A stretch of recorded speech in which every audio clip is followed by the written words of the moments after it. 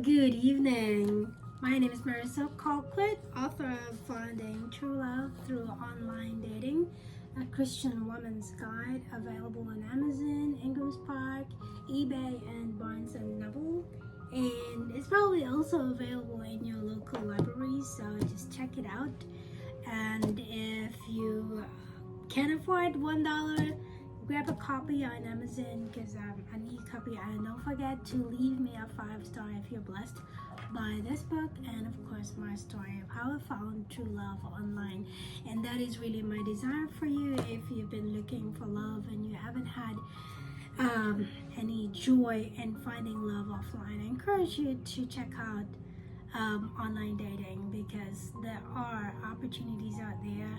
And I just feel like, I do believe it. I don't just feel it, but I believe that online dating is just another avenue that God has provided for singles like me when I was single. And it's up to us to take advantage of that, and don't listen to critics, don't listen to the naysayers, because at the end of the day, it's your love life that's at stake. So you gotta do what you gotta do, right? As long as you don't do anything that's unbiblical. And there's nothing unbiblical about online dating. Besides, you're gonna meet online, but you're supposed to date online. Offline, sorry. You meet online, but you have to date offline, okay? That said, I'm gonna go and just pick up from where I left off. And I'm sorry if you've been following this and sometimes I'm not able to do it. I've been having issues with vertigo and neuropathy, and if I'm not able to do my video, most likely it's because I'm having an attack. And you know what, the devil is a liar.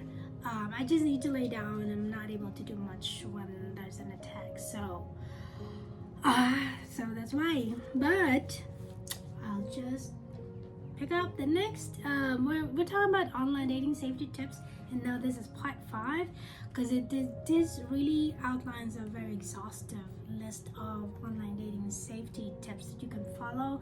If you're a mother or a father or a teenager who's active online, I encourage you to grab a copy.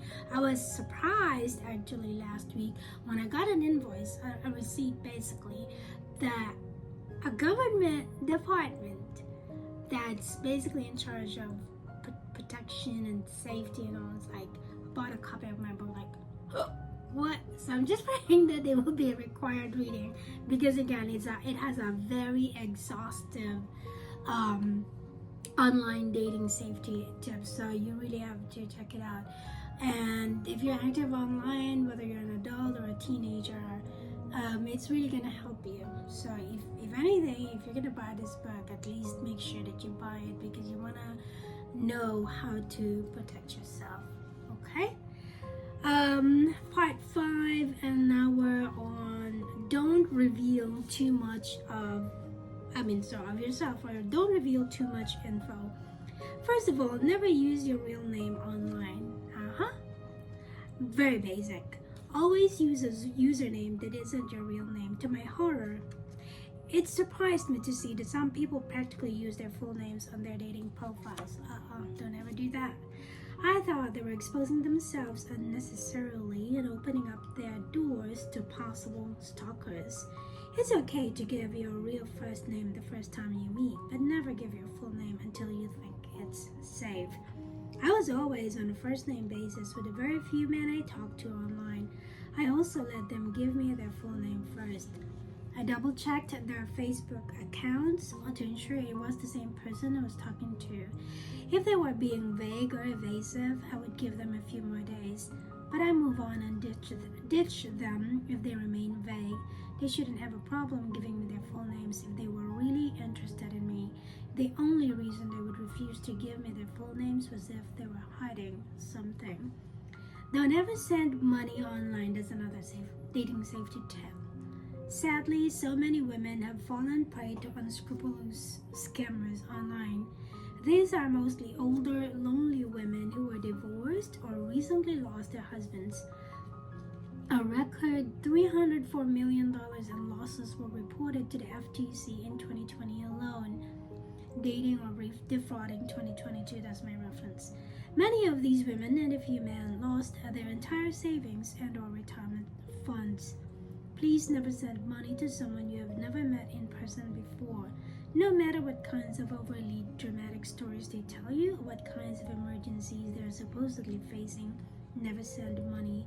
If they are not willing to take the risk of meeting you in person, why would you be willing to take the risk of sending them money online?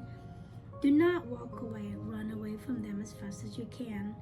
Report them to the dating site's admin and block them. Most admin sites will be more than happy to block them for you. One of the protocols of online dating is to never ask for money, so that's an automatic red flag. Another safety tip: know the red flags. The Bible commands us to be gentle as a dove, but wise as a serpent. The best way to avoid getting conned online is to know the biggest lies scammers tell online. Most often than not, men pretend to be working for the military and claim to be based somewhere in Iraq or overseas. It's Iraq, not Iraq. For safety and security's sake, they refuse to expose their faces, or at least that's what they claim. They insist on communicating with you via email only. Most of these con men are actually based in Nigeria or somewhere else in Africa. Countless women have fallen prey to such con men. You have to outwit them in order to survive in the jungle of scammers. I'm sorry, I really need to be more focused on what I'm reading. They will profess their love for you the minute they contact you. I know it's easy to be swayed if you're lonely and vulnerable. Maybe you just lost your husband and you long for someone's company. Then here comes a seemingly good-looking American man in the military based in Iraq. Next thing you know, you're in a relationship with him without ever meeting him in person. Before you know it, you're in love, quote unquote, with a phantom somewhere in Iraq or Afghanistan. A few months later, you receive distressing news. He was in an accident and needs money quickly. Can you please send some money? You are his only hope. He's in a dire situation. He's in a remote area. If you don't help him, he will die. No, he will not. It's a scam. I know it sounds harsh, sorry, but that's the only way you can protect yourself and your savings. Too many women have already fallen for such traps. You don't want to be the next victim, do you? Never share sensitive information. That's another tip. I told you I have an exhaustive list, so I've already on part 5, including your social security or bank account number. This is probably a no-brainer, but you'll be surprised by how many people let their guards down and share extremely sensitive information in the name of love. No matter what reason the other person gives, don't ever share your social security number, let alone your bank account number. I remember somebody reaching out to me on LinkedIn one day. Yes, LinkedIn, for crying out loud. Although I found it strange, I thought I'd give the man the benefit of the doubt. Perhaps he wasn't really looking for love and just wanted to connect. This man claimed to be the CEO of some company in Greece. Because I did often get requests from CEOs, VPs, GMs, etc., I thought the man was just one of them. A few days later, he revealed his true intention. He let me know that he was actually interested in me. I played along, still thinking it was strange. I thought the man was up to something. He quickly sent me photos of himself and his supposed daughter. I was still baffled by the whole thing, but I kept playing along.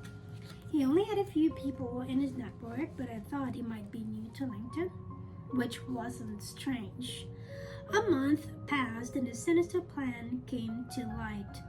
He pretended that he and his associates had come across some oil reserves somewhere in Africa.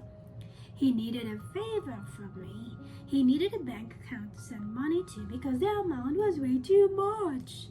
It was at least $50 million. A whopping $50 million. Jaw-dropping $50 million.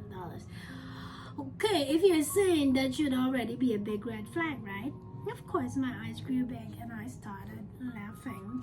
Well, I'm gonna have to stop there because we're running out of time. And join me again next week. God bless.